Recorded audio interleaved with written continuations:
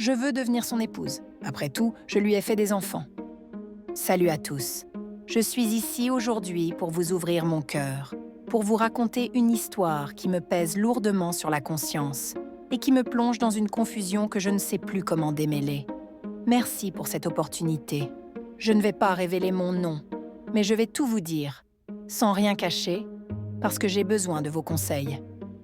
Ce que je vis me tourmente depuis des années et je suis à bout. Écoutez-moi attentivement, et si vous avez des idées pour m'aider à trouver une solution, je vous en supplie, partagez-les avec moi. Ma vie est devenue un mélange de regrets, d'amour et de douleur, et je ne sais plus comment avancer. Tout a commencé il y a quelques années, quand j'ai décroché un emploi de réceptionniste dans un grand hôtel à Lagos. Je venais d'une famille modeste dans une petite ville de l'État d'Ogun, où mes parents luttaient pour joindre les deux bouts. Mon père était chauffeur de camion, transportant des marchandises entre les villages et les grandes villes, tandis que ma mère vendait des ignames grillés au bord de la route.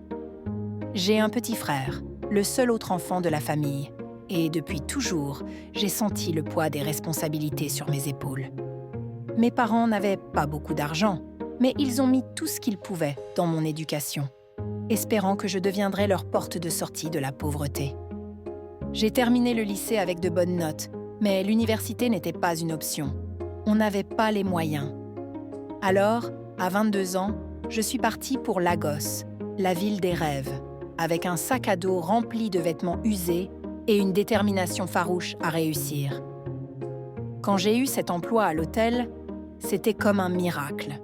C'était un établissement prestigieux, un de ces endroits où les hommes d'affaires en costumes impeccables et les femmes en robes élégantes viennent se détendre. L'hôtel avait un hall immense, avec des sols en marbre brillant, des lustres qui scintillaient comme des étoiles, et une réception en bois poli où je passais mes journées. Le salaire était de 150 000 nairas par mois, une somme énorme pour moi à l'époque. En plus, on recevait des pourboires, parfois 5 000, parfois 20 000 naira, juste parce qu'un client était satisfait de mon sourire ou de ma rapidité à gérer ses réservations. L'environnement était impeccable, des serveurs en uniforme blanc impeccable, des femmes de ménage en tablier propre et une atmosphère de luxe qui me faisait presque oublier mes origines modestes. On avait une cantine où on nous servait des repas gratuits, du riz jollof avec du poulet ou des plats de soupe aiguisis bien garnis, et même un logement sur place. Je partageais une chambre simple mais confortable avec d'autres employés, avec un lit étroit, une petite armoire et une moustiquaire qui me protégeait des insectes la nuit. Pour la première fois, je me sentais bien, fière de moi. Mon travail était simple mais exigeant. Je portais une robe corporate, une jupe bleu marine et une chemise blanche bien repassée. Et je passais mes journées derrière le comptoir à accueillir les clients, à gérer les réservations, à répondre au téléphone avec un sourire dans la voix. Les grands hommes venaient souvent. Des politiciens, des hommes d'affaires, des étrangers avec des accents que j'essayais d'imiter en secret pour m'améliorer en anglais. Ils laissaient parfois des billets dans ma main en disant « Bon travail, ma belle ». J'adorais cet endroit, l'élégance, les lumières, le bruit feutré des conversations dans le bar exécutif au bout du couloir. Je me disais « Voilà ma chance de construire quelque chose ». Un jour, tout a changé. Un homme est entré dans l'hôtel, grand, imposant, vêtu d'un costume gris parfaitement taillé, avec une montre en or qui brillait à son poignet. Il marchait lentement, inspectant tout autour de lui, et les autres employés se sont empressés de le saluer avec des courbettes. Moi, c'était la première fois que je le voyais. Je l'ai observé du coin de l'œil pendant qu'il parlait au manager, ses gestes calmes mais autoritaires. Il avait l'air d'un big man, comme on dit ici, quelqu'un d'important, quelqu'un qui ne passe pas inaperçu. Pendant que je continuais à accueillir des clients, noter des réservations dans mon registre, je l'ai vu me regarder. Pas un regard furtif, mais un regard appuyé, comme s'il me jaugeait. J'ai pensé, peut-être qu'il veut vérifier mon travail. À la fin de sa visite, il est parti sans un mot, et je me suis dit que c'était fini, qu'il avait peut-être juste trouvé mon service intéressant. Le lendemain était mon jour de congé.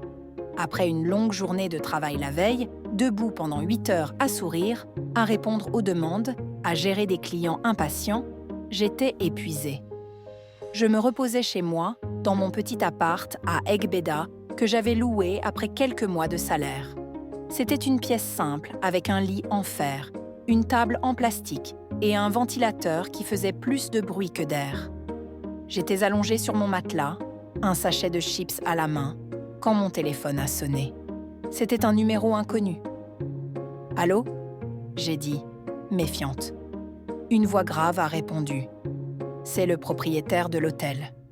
J'ai besoin de te voir au travail dès que possible. » Mon cœur a sauté dans ma poitrine. Le patron ? Comment avait-il eu mon numéro ? Était-ce une urgence ? Avais-je fait une erreur ?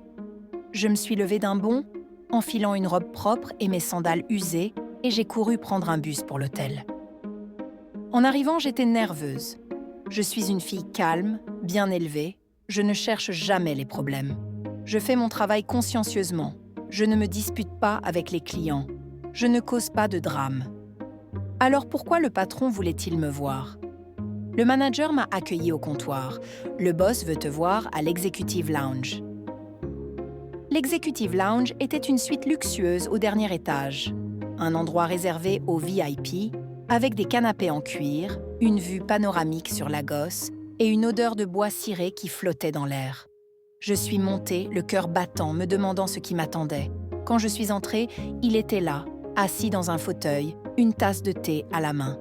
C'était bien l'homme de la veille, grand, imposant, avec cette aura de pouvoir. « Entre », il m'a dit doucement. J'ai obéi, un peu intimidée par la grandeur de la pièce. Les murs ornés de tableaux modernes, une moquette douce sous mes pieds, une table en verre au centre. « Assieds-toi, ne sois pas nerveuse », il a ajouté.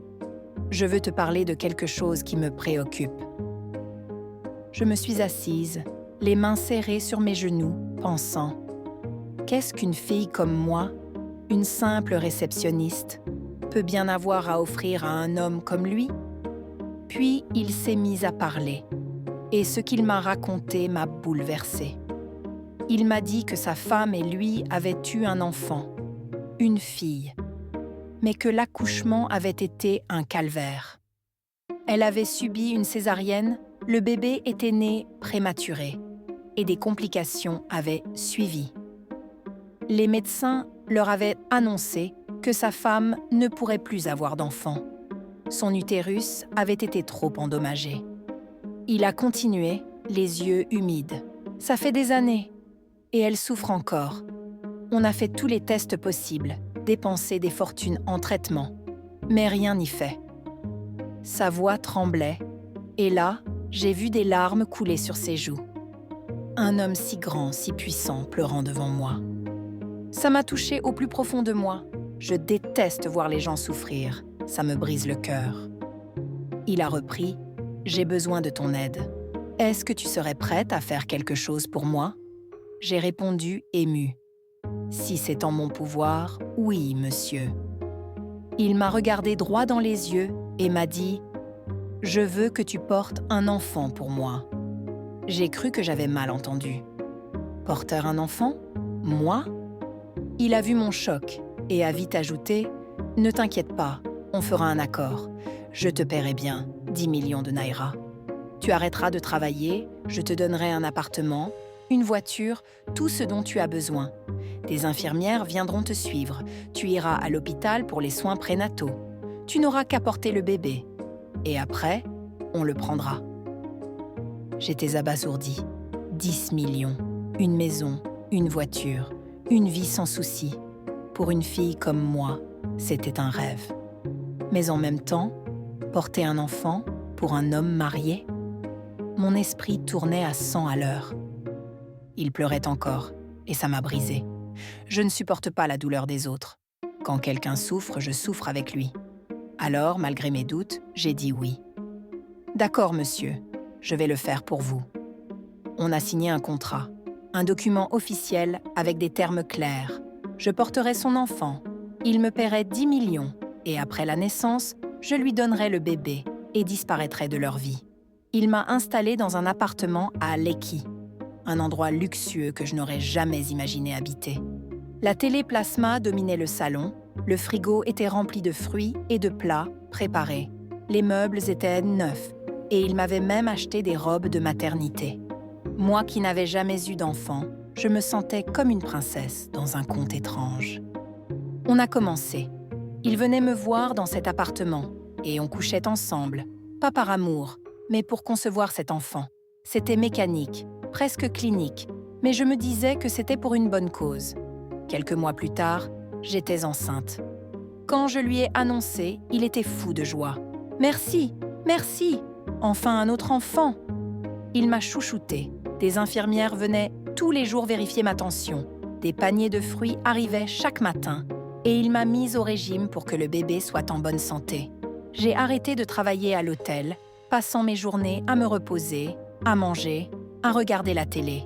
À 9 mois, j'ai accouché d'une fille, une belle petite fille en parfaite santé. Il est venu avec sa femme chercher le bébé. Elle m'a remercié, les larmes aux yeux. « Tu nous as sauvés. » Ils m'ont donné les 10 millions comme promis, et j'ai quitté leur vie. Avec cet argent, j'ai changé le destin de ma famille. J'ai payé les études de mon petit frère à l'université. Il voulait devenir ingénieur, et je lui ai offert cette chance. Ma mère, qui avait des problèmes de diabète et d'hypertension, a reçu des médicaments coûteux que je pouvais enfin lui acheter. Mon père, vieillissant, a eu de quoi vivre confortablement. J'ai investi le reste dans une petite boutique de vêtements à Port Harcourt, où j'ai déménagé pour repartir de zéro. J'étais fière. J'avais transformé une décision difficile en un avenir meilleur pour ceux que j'aimais. 1 an plus tard, je suis tombée sur lui par hasard dans un supermarché à Lagos, où j'étais en visite chez une amie.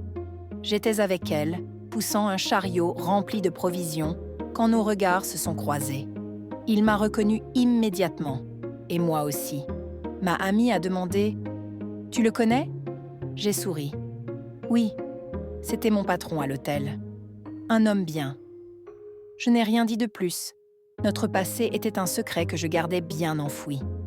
On a échangé quelques mots et une étincelle s'est rallumée. On a repris contact et bientôt, on sortait ensemble. Pas pour un contrat cette fois, mais par attirance mutuelle. J'avais développé des sentiments pour lui, et lui pour moi, semblait-il.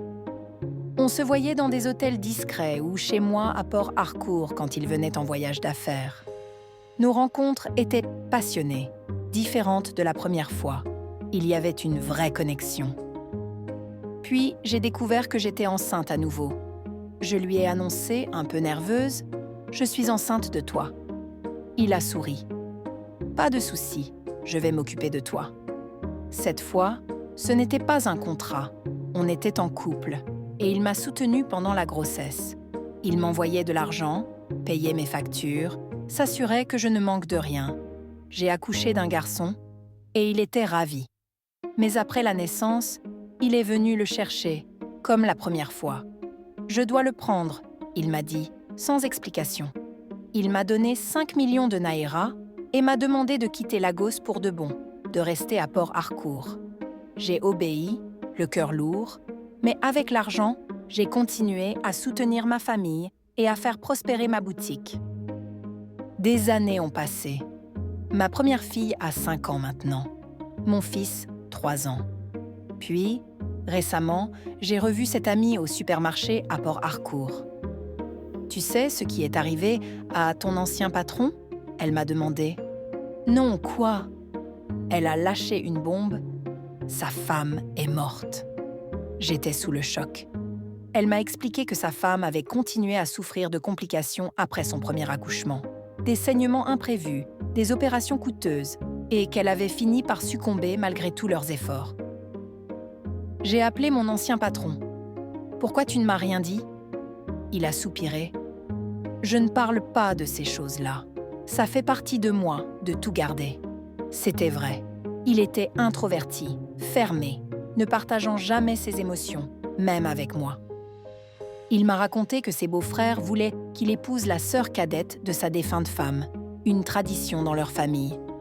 Ils disent que je dois rester dans leur lignée, il m'a expliqué.